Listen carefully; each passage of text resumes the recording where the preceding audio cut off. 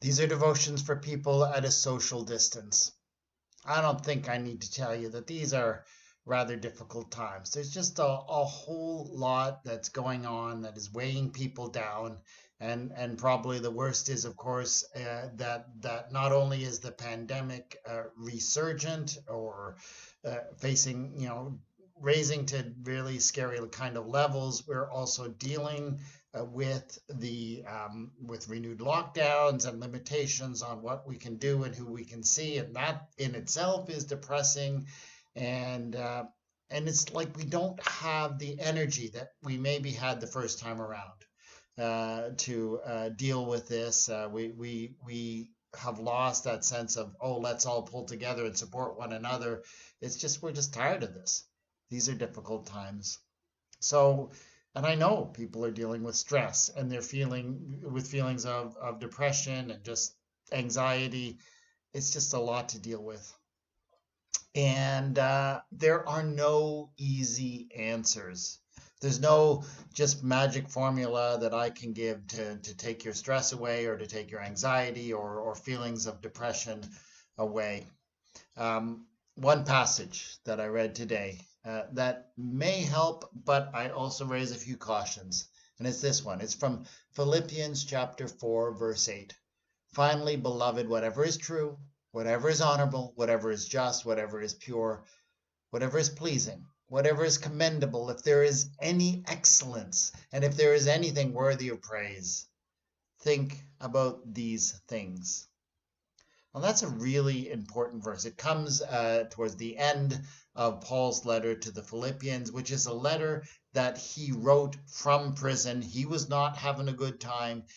He was under situations that would have been very depressing and demoralizing and anxiety inducing. And yet, the letter to the Philippians is a letter that is just filled and overflowing with joy. And I think this verse clearly has something to do with that. But it can be difficult.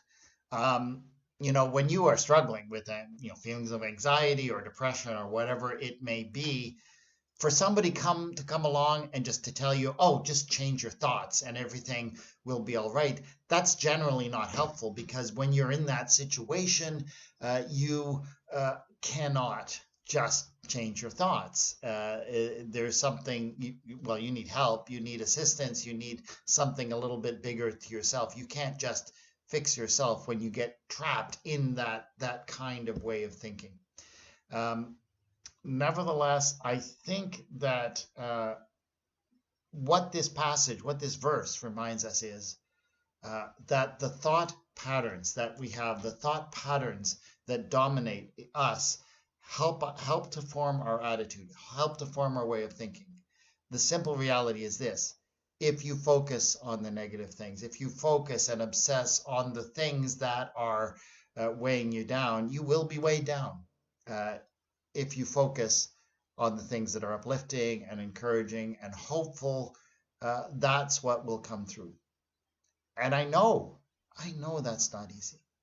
I know that you can't necessarily control your thoughts when you get into these cycles. So I'm not saying any of this to guilt trip people and saying, oh, you're having the wrong attitude. I cannot at all in the least suggest that. If you're feeling depressed or you're feeling anxiety, it's understandable and you're okay. You're okay to feel like that.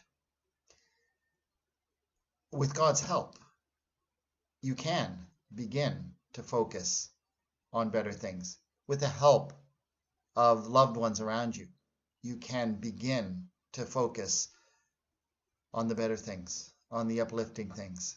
It's not easy. It's a difficult journey, and it's not a quick fix by any means. But maybe remember that you are not facing this alone. We're all facing this together. And that where we choose to fix our thoughts really does matter, and seek help from those who can offer it to you, and from God, to change some of those patterns of thought. We will find our way through this. Lord our God, We are struggling for various reasons. Some with stress, some with anxiety and fear, some with just feelings of just being alone and depressed. Thank you that you understand us where we are, that you understand the depths of human feelings. And thank you that there are good things, hopeful things that we can dwell on. Help us with your strength to find those things, to think on those things, to find others who support us in doing that. Amen.